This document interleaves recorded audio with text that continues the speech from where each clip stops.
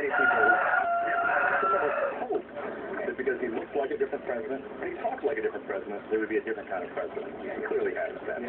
But I'm not waiting around for him to change. People ask about Russia, I'm not waiting around for him to change. This is a movement from the bottom up. It's a movement that has to be reckoned with. And many people say the problem is the Federal Reserve here, that we need to end the Fed. What do you think? I think that's frankly small potatoes to the overall problem of the fact that the country is owned and run by people who don't deserve it. They do it in the name of profit. They do it in the name of privilege.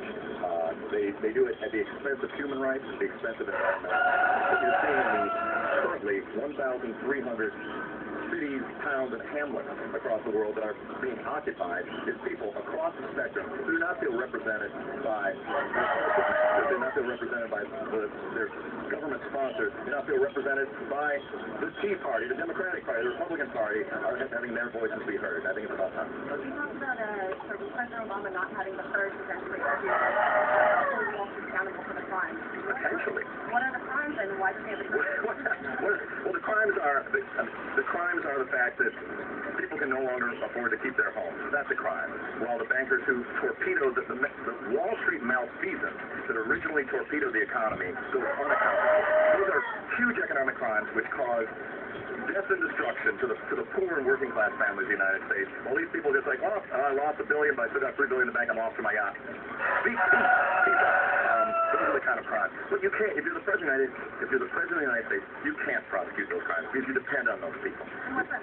To get into office, to stay in office. Those are the things that I worked for a United States Senator for 2 years, Senator Alan Cranston from California. And while he was a very progressive person, more progressive than Obama, I got to witness firsthand that every day he was on the phone asking rich guys for money. None of that money comes for free. We're not, the strength of Occupy Wall Street in America is that we're not begging and pleading for help. We're not begging and pleading for some savior to wave a magic wand after we cast our ballot into the void every 4 years. This is a movement that's defying itself and figuring out what it's going to do to change the world.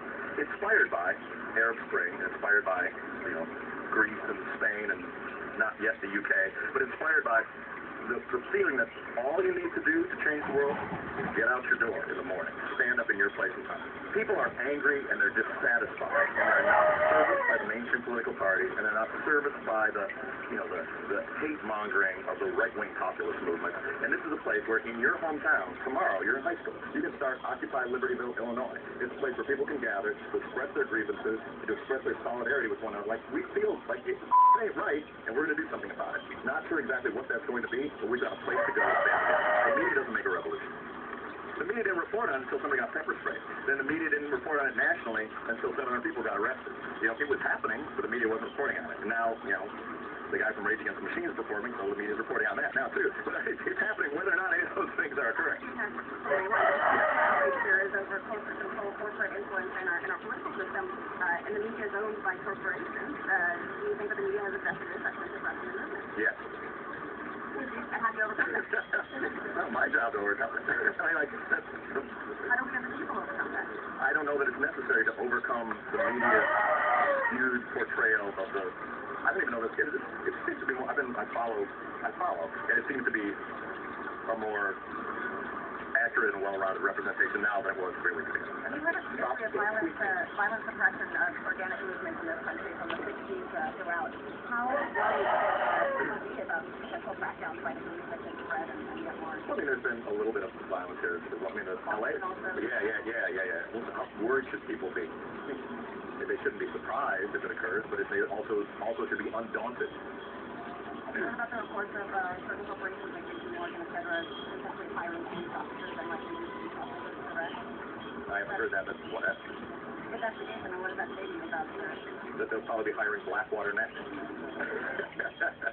mean, as Gandhi said, first they ignore you, then they laugh at you, then they fight you, and then you win. That was Rage Against the Machine guitarist Tom Morello taking questions from people, including our very own Lucy Cassanoff, who's been on the ground for us day and night, really, bringing us the latest in pictures and interviews from Occupy Wall Street.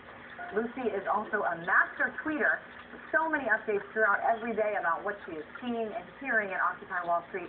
If you want to keep an eye on it, you should definitely follow her on Twitter @Lucy Cassanoff.